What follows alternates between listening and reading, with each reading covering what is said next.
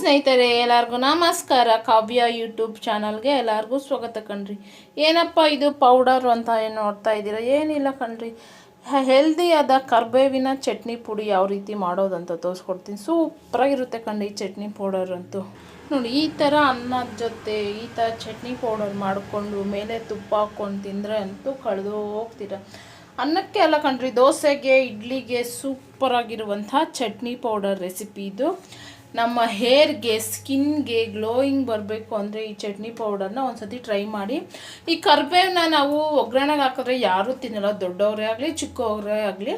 ಅಂಥವ್ರಿಗೆ ಈ ಥರ ಕರ್ಬೇವಿನ ಚಟ್ನಿ ಪುಡಿ ಮಾಡಿ ಕೊಡಿ, ಟೇಸ್ಟ್ ತುಂಬ ಚೆನ್ನಾಗಿರುತ್ತೆ. ಮತ್ತು ಕೇಳಿ ಹಾಕ್ಸ್ಕೊಂಡು ತಿಂತಾರೆ, ಅಷ್ಟು ರುಚಿಯಾಗಿರುತ್ತೆ. ಯಾಕೆ ಲೇಟ್ ಮಾಡೋದು, ಬನ್ನಿ ಯಾವ ರೀತಿ ಮಾಡ್ಕೋಬೇಕು ಈ ಚಟ್ನಿ ಪೌಡರ್ ಅಂತ ನೋಡ್ಕೊಳ್ಳೋಣ. ಯಾವ ರೀತಿ ಮಾಡ್ಕೋಬೇಕು ಮತ್ತು ಬೇಕಾಗಿರುವಂಥ ಪದಾರ್ಥ ತೋರಿಸ್ಕೊಡ್ತೀನಿ. ನಾನು 2 ಇಡಿ ಆಗೋಷ್ಟು ಕರಿಬೇವು ತೊಗೊಂಡಿದ್ದೀನಿ. ನೀಟಾಗಿ ವಾಶ್ ಮಾಡಿ ಬಟ್ಟೆಯಲ್ಲೆಲ್ಲ ನೋಡಿ ತ್ಯಾಮ ಅಂಶ ಎಲ್ಲ ಇದು ಮಾಡ್ಕೊಂಡಿದ್ದೀನಿ. 2 ಇಡಿ ಆಗೋಷ್ಟು ಕರಿಬೇವು ತೊಗೊಂಡಿದ್ದೀನಿ. ನಿಮಗೆ ಬಾಡಿಗೆ ಮೆಣಸು ಬೇಕಾದರೆ ಆ್ಯಡ್ ಮಾಡ್ಕೊಳ್ಳಿ, ಸ್ಕಿಪ್ ಮಾಡ್ಕೋಬೋದು. ನಾನು ಒಂದೆರಡು ಬಾಡಿಗೆ ಮೆಣಸು ಮತ್ತು ಖಾರಕ್ಕೆ ನಾನು ಒಂದು 10 ಒಣಮೆಣಸು ತೊಗೊಂಡಿದ್ದೀನಿ. ನೋಡಿ, ನಾನು 2 ಟೇಬಲ್ ಸ್ಪೂನ್ ಆಗೋಷ್ಟು ಕಡಲೆಬೇಳೆ, 2 ಟೇಬಲ್ ಸ್ಪೂನ್ ಆಗೋಷ್ಟು ಉದ್ದಿನಬೇಳೆ, 1 ಸ್ಪೂನ್ ಆಗೋಷ್ಟು ಧನಿಯಾ ಕಾಳು, ನೋಡಿ ಸ್ವಲ್ಪ ಜೀರಿಗೆ, ಅರ್ಧ ಸ್ಪೂನ್ ಜೀರಿಗೆ, ಸ್ವಲ್ಪ ನಿಂಬೆಹಣ್ಣು, ರುಚಿಗೆ ತಕ್ಕಷ್ಟು ಉಪ್ಪು, 1 ಗಡ್ಡೆ ಬೆಳ್ಳುಳ್ಳಿ ಮತ್ತು ಚಿಟಿಕೆ ಅರಿಶಿನ. ಈಗ ಯಾವ ರೀತಿ ಮಾಡ್ಕೋಬೇಕಂತ ನೋಡ್ಕೊಂಡು ಬನ್ನಿ. ಈ ಕರಿಬೇವಿನ ಚಟ್ನಿ ಪುಡಿ ಟೇಸ್ಟ್ ಅಂತೂ ತುಂಬ ಚೆನ್ನಾಗಿರುತ್ತೆ ಕಣ್ರಿ.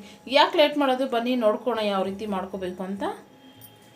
ಈಗ ನೋಡಿ, ಕರಿಬೇವಿನ ಚಟ್ನಿ ಪುಡಿ ಮಾಡ್ಕೊಳೋಕ್ಕೆ ಸ್ಟವ್ ಮೇಲೆ ನಾನು ಪ್ಯಾನ್ ಇಟ್ಕೊಂಡಿದ್ದೀನಿ. 2 ಟೇಬಲ್ ಸ್ಪೂನ್ ಆಗೋಷ್ಟು ಎಣ್ಣೆ ಸೇರಿಸ್ಕೊಳ್ಳಿ. ಈಗ ನಾವು ತೊಗೊಂಡಿರೋಂಥ ಕಡಲೆಬೇಳೆ, ಉದ್ದಿನಬೇಳೆ ಎಲ್ಲನೂ ಚೆನ್ನಾಗಿ ರೋಸ್ಟ್ ಮಾಡ್ಕೋಬೇಕು. ಇನ್ನು ನೋಡಿ, ನಾವು ತೊಗೊಂಡಿರೋಂಥ ಇಂಗ್ರೀಡಿಯೆಂಟ್ಸ್ ಎಲ್ಲ ಆ್ಯಡ್ ಮಾಡಿಕೊಂಡು ಚೆನ್ನಾಗಿ ಇದನ್ನ ರೋಸ್ಟ್ ಮಾಡ್ಕೊಳ್ಳೋಣ. ಇದು ಸ್ವಲ್ಪ ಲೈಟಾಗಿ ಕಲರ್ ಚೇಂಜ್ ಆದಮೇಲೆ ಉಳಿದಿರೋ ಇಂಗ್ರೀಡಿಯೆಂಟ್ಸ್ ಆ್ಯಡ್ ಮಾಡ್ಕೊಳ್ಳೋಣ. ಈ ಥರ ಚಟ್ನಿ ಪುಡಿ ಮಾಡ್ಕೊಂಡ್ರೆ ಇಡ್ಲಿಗೆ, ದೋಸೆಗೆ, ಬಿಸಿ ಬಿಸಿ ಅನ್ನದ ಜೊತೆ ಸ್ವಲ್ಪ ತುಪ್ಪ ಹಾಕ್ಕೊಂಡು ತಿಂತಾಯಿದ್ರಂತೂ ಕಳೆದೋಗ್ತೀರ. ಈ ಕರಿಬೇವಿನ ಸಾಂಬಾರಿಗೆ ಮತ್ತು ಏನೋ ನಾಷ್ಟಕ್ಕೆ ಹಾಕಿದ್ರೆ ಮಕ್ಕಳು ತಿನ್ನಲ್ಲ, ದೊಡ್ಡವರು ತಿನ್ನಲ್ಲ. ಅಂಥವ್ರಿಗೆ ಈ ಥರ ಚಟ್ನಿ ಪುಡಿ ಮಾಡ್ಕೊಳ್ಳಿ. ಕರಿಬೇವಿನಲ್ಲಿ ಬಹಳಷ್ಟು ಬೆನಿಫಿಟ್ಸ್ ಇದೆ. ಈ ಥರ ಚಟ್ನಿ ಪುಡಿ ಮಾಡೋದ್ರಿಂದ ನಾವು ಇನ್ನೂ ಹೆಚ್ಚಾಗಿ ತಿಂತಾರೆ, ಅಷ್ಟು ರುಚಿಯಾಗಿರುತ್ತೆ ಈ ಚಟ್ನಿ ಪೌಡರು. ನಮಗೆ ಕೂದಲಿಗೆ ಮತ್ತು ಸ್ಕಿನ್ಗೆ ಅಂತೂ ಬಹಳ ಒಳ್ಳೆಯದು ಈ ಕರಿಬೇವು. ಅದರಿಂದ ಈ ಥರ ಚಟ್ನಿ ಪೌಡರ್ನ ಮಾಡ್ಕೊಳ್ಳಿ ಮನೆಯಲ್ಲಿ. ಈ ಥರ ಮಾಡಿ ನೀವು 1 ಮಂತು ಸ್ಟೋರ್ ಮಾಡ್ಕೋಬೋದು.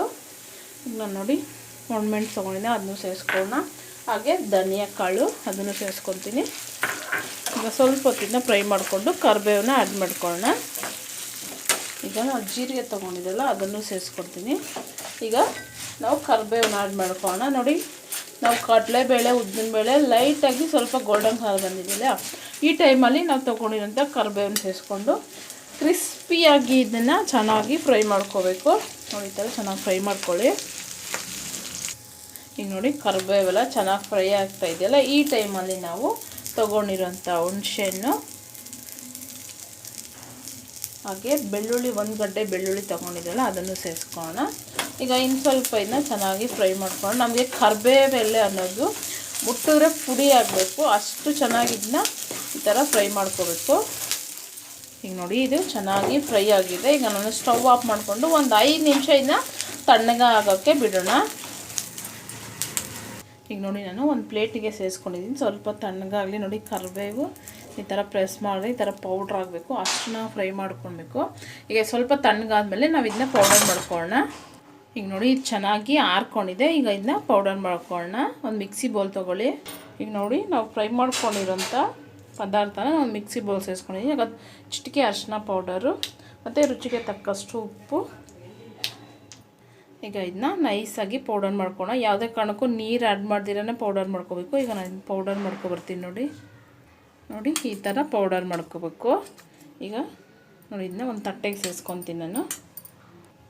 ಈಗ ನೋಡಿ, ಚಟ್ನಿ ಪುಡಿ ರೆಡಿಯಾಗಿದೆ. ನಿಮ್ಮ ಮನೇಲೂ ಇದೇ ಥರ ಟ್ರೈ ಮಾಡಿ, ಟೇಸ್ಟ್ ನೋಡಿ, ಹಾಗೆ ಕಮೆಂಟು, ಲೈಕು, ಶೇರ್ ಮಾಡಿ. ಫಸ್ಟ್ ಟೈಮ್ ನಾನು ವೀಡಿಯೋ ನೋಡ್ತಾ ಇದ್ದೆ, ಸಬ್ಸ್ಕ್ರೈಬ್ ಮಾಡ್ಕೊಳ್ಳಿ. ಈಗ ಬಾಯ್.